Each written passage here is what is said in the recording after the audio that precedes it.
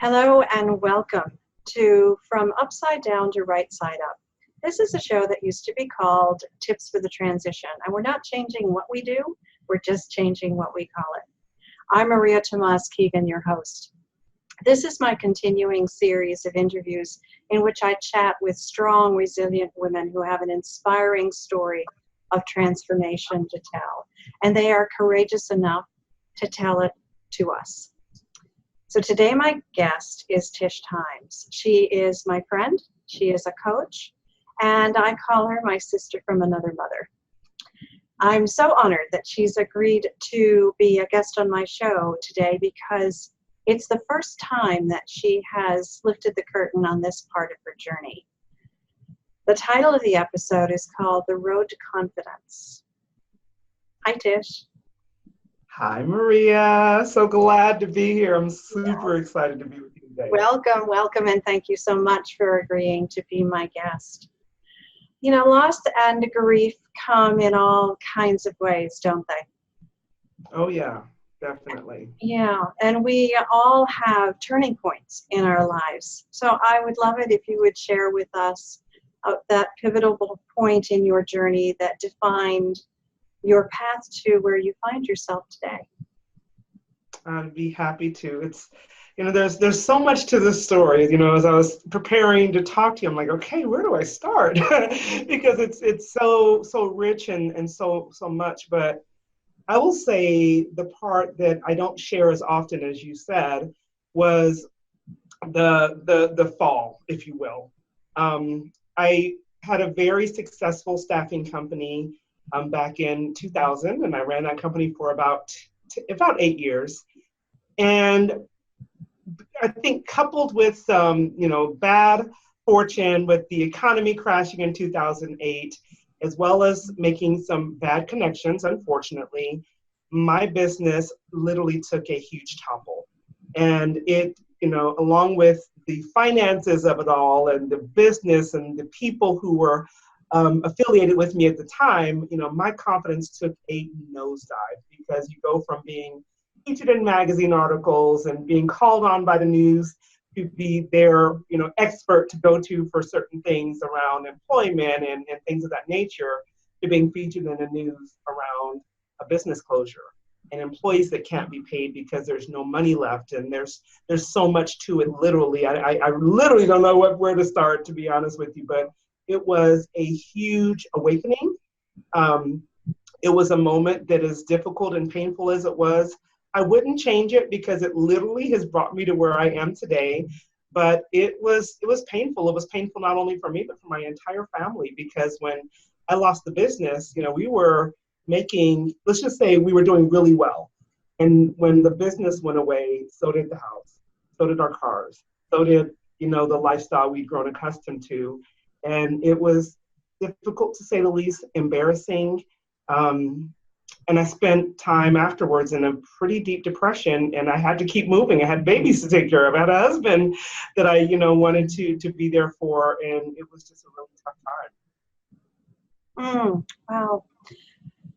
We so often we look at people we know, whether they are, we're out networking and we meet them, or we see them on social media, and we think, oh, she's got it all together. She's got it all. And we don't often know the story behind the scenes. So thank you for sharing that, because I know a lot of people look at you, myself included. If I didn't know you so well, I would be thinking the same thing, because that's how you show up in life. Wow. Well, it's very interesting, and it always surprises me, believe it or not, when people say that, because when I see myself and having lived that journey, it feels like I was a hot mess. And you don't always know how people see you. But as I said, I wouldn't change the journey for anything. I remember many a day sitting in a closed room by myself, at that time, wishing I could wave a magic wand and make it all go away and make everything change. But one thing I've come to learn, Maria, is that pain, those difficult times really are building blocks for character. And God knows that was something that has shifted for me. I think that the way that I view life, the level of integrity that, there were so many things that were built in me that I wouldn't take away. I could not be who I am. And, thank you for saying that. I've heard that before. And again, it still amazes me when people say that I show up a certain way. There's no way I could show up that way absent of those things that took place to get me to where I am today. Yeah, I understand that completely. So what I'd love to do is I would love to end this segment here and ask you in our next segment to talk a bit more deeply about the emotional struggle you went through as you picked up those pieces. Would you be willing to do that? Absolutely. I'm all in now. Let's do it. Okay, let's do it. Till next time, stay tuned. I'm Maria Tomas Keegan.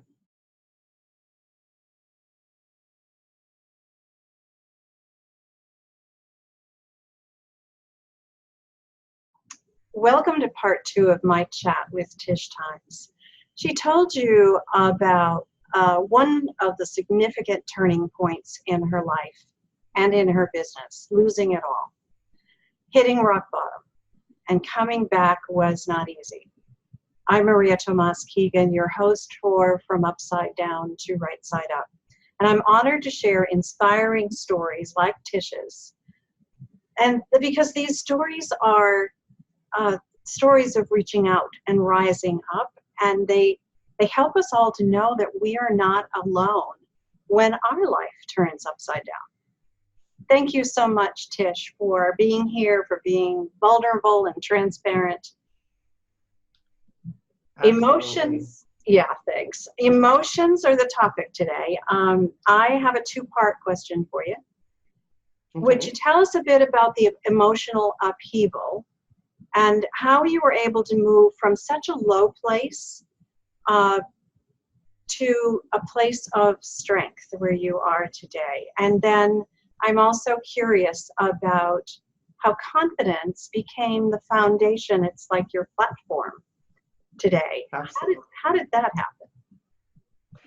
Well, Maria, it's interesting. In the last segment, we talked a little bit about how people might perceive me, the way I walk into a room and how they might make assumptions on me having always been this confident person. Well, I remember during the time when I was going through this major upheaval in my life, I still had to go see clients. I still was out networking. In some cases, I was still out speaking. And I think on some level, without meaning to, it wasn't intentional, I had developed this air of, a public success. And, when I would go into my office, I literally remember going into my office, closing the door, and almost like my head in my hands going, what am I doing? What do I do next? Not knowing what to do and knowing that things were crumbling around me, but no one knew it, not even my husband. There were bits and pieces he knew, but there was this part of me that felt like I had to keep it all together. I had to continue to wear this facade that was literally choking the life out of me. And when it all kind of came to a head, it was right before Christmas, and we were at home, and the doorbell rang. And my boys were probably, maybe 10 and 12-ish. They were young teens, preteens age. And the doorbell rang, and one of them went to the door, and I was getting ready because we were going to a family gathering, and I heard all this commotion. And at the door was Fox News, and they wanted to ask questions about what had happened with the business and how was I going to pay all these employees. Remember, this is a staffing company, so I had hundreds of employees who, because of I had a client that basically just didn't pay us. We were owed several thousands of dollars. They didn't pay us. They ended up coming up on charges. Long story there. And so they never paid us, and I now couldn't pay my employees. And so when my children answered the door and the news was there, and then I had, there was no more hiding it at that point, right? There was no more trying to appear like I had it all together. that was like the beginning of the crumble. But that being said, when I began to open up and let people in and ask for help and share, because I would spend lots of time alone trying to figure it out. I got really good at trying to figure it out and never could figure it out. And so when I reached out when I shared and opened up with my husband, when I reached out and found mentors who were already in my life, but I thought I had to impress them also and appear perfect before them also, and began to let people in, that was the beginning of the road back to me being able to rebuild and to grow and to make that shift. And at that time, I had no confidence. You talk about shame, going from being literally featured in major publications and looking like you have it all together to being featured now for everything falling apart. I stayed in hiding for almost 2 years. I mean, I was literally in a functional depression for a very long time. And I had to learn how to live in a place of confidence outside of my apparent success. So my confidence had to come from within and not from all the external things, all of the material things, all of the things I thought meant confidence. So now I am literally on a mission to help women to build confidence from the inside out, not feeling like someone has to tell them who they are. They have to acquire a certain level of accomplishments, have to make a certain amount of money. And that's why confidence has become such a big platform of my business.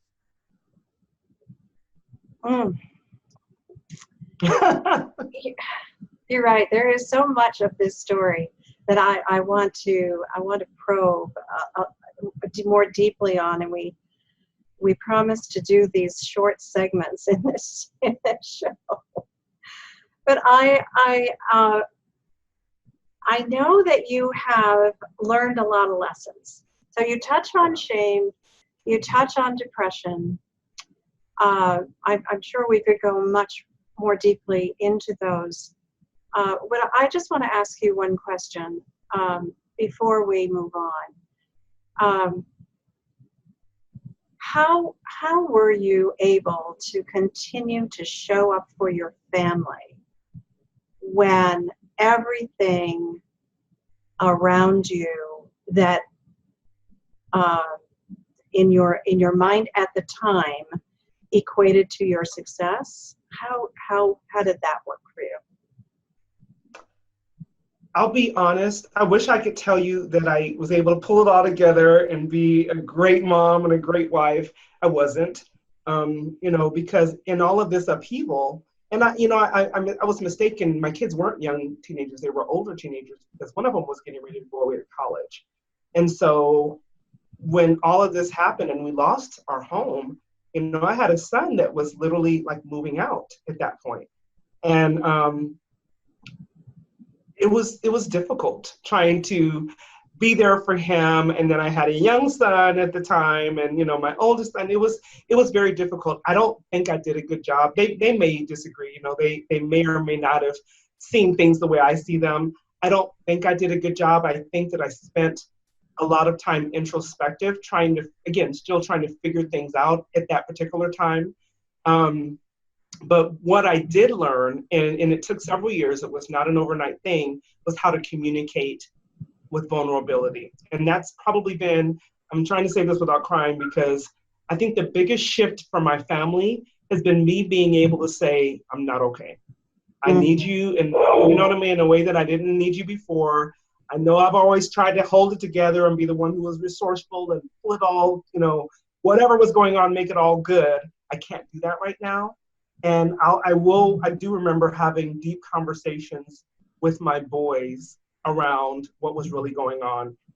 Shortly thereafter, my dad passed. And so we're dealing with, the loss of the business, and I'm dealing with the loss of my father. And my mother has been bedridden for many, many years. So there was a lot going on. But the one thing I remember out of all of that was sitting in a room and telling my boys how I really felt, what was really going on, and apologizing to them for how I was showing up or maybe was not showing up during that time. And that has made a huge shift for us. I think there's still places where we have to still rebuild with my older boys for sure, but it's made me, no doubt, a better mom to my youngest son, who is, has been with us the longest through this, because I don't feel like I have to be super mom or super wife.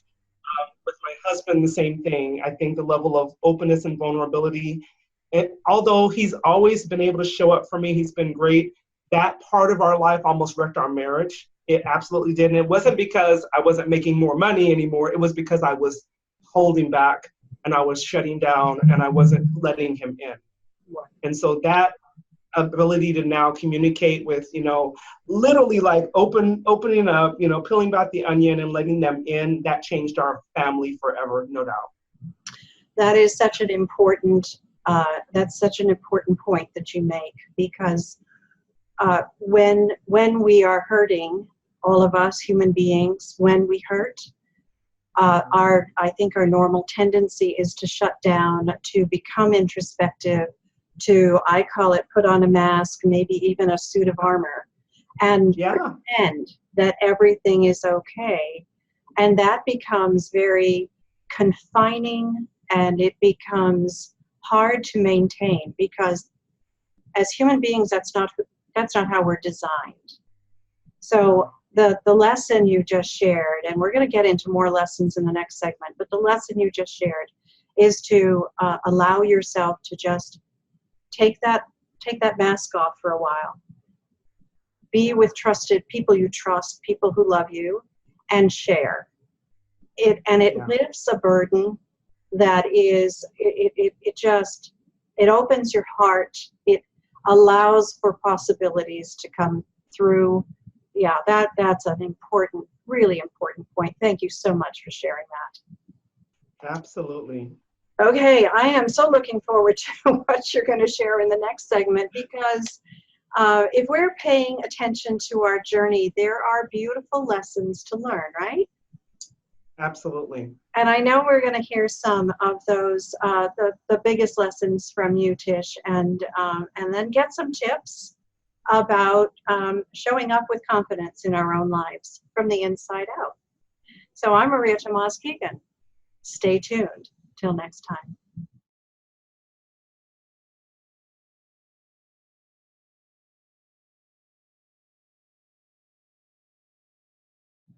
Welcome to the conclusion of my chat with Tish Times. She is a corporate trainer and coach with an expertise in sales and networking.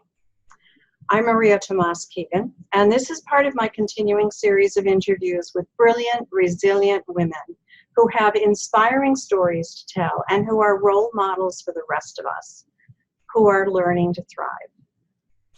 Tish shared about a pivotal point in her life, in her journey, when she lost her business and most of what she owned, affecting her and her family deeply and eroding her own confidence. Yet she rebounded, and she proved beyond a shadow of a doubt that there was light at the end of the tunnel, and she relied on her faith, rebuilt her confidence, and responded with resilience. Hi, Tish. Thanks for coming back. Yay, thank you. I'll bet you learned a lot of lessons along this journey. And if I may, I'd like to pose another two-part question. Would you share some of those lessons with us and how they helped you in the work you do today, and share some tips on how you help others build confidence, as you said, from the inside out? Absolutely. So I think some of the best lessons that I've learned is giving myself permission to just be myself. I know, not I think, I know, just based on the way I was raised and some of the things that I saw growing up, I always felt like we had to present this perfect package, right? I was the girl who, when I grew up, if you look at our pictures, on Easter, it's like the perfect little white bonnet, the little ruffled socks, the perfect dress. I remember us not being able to go to Astro World one day because I was a 5 or 6-year-old little girl who started playing in the mud while I was waiting for my mom to get ready, and then we couldn't go because I was no longer perfect. I didn't look, you know what I mean? There was too much that I needed to do. So that translated into me thinking, in the apparent success of my business, that it had to always look together, things had to always appear a certain way. And so after all that I went through, I learned to give myself permission to just be. I have a very, very dear friend who's also been a mentor for me for years. And I remember her saying to me, stop striving and just be. You don't have to try to become, just be, enjoy who you are right now. And so for me, in the work that I do now and teaching people to, to sell more effectively, to have more powerful conversations, it may seem like they're two totally different things. Like, how do they even connect? But they're everything. Because I find when people go to network, they put on a name tag. They put on their best outfit. They put on their biggest smile, and in most cases, they put on their most beautiful mask, and they extend their hand and say, "Hi, my name is. What do you do?" And they now begin to try to impress someone and tell them how awesome they are instead of just being. I have found that when I meet someone, and I just show up as Tish Times, just me, I get way much more engagement. I find people are much more receptive to just me being who I am and me trying to impress them. And so I've taken that need to impress and literally locked it away and thrown it away, and found that if I can help others get comfortable enough in who they are, to first find out who they are, because my lesson, my journey taught me that yes, I am resilient, that yes, I can, overcome tremendous difficulty. And that yes, I can open up without the fear of being judged, rejected, or anything else. And now helping other, specifically women, but I do have a few male clients, but mostly women, to know that being you is not only enough, it is more than enough. For me, what has been the biggest thing you mentioned, my faith has been the one thing that has literally changed everything for me. When I leaned into my faith and stopped trying to be everything to everybody, that was the biggest change for me. So when we know that we're not only enough, we are more than enough. There's scripture that says we are more than conquerors, we are overcomers.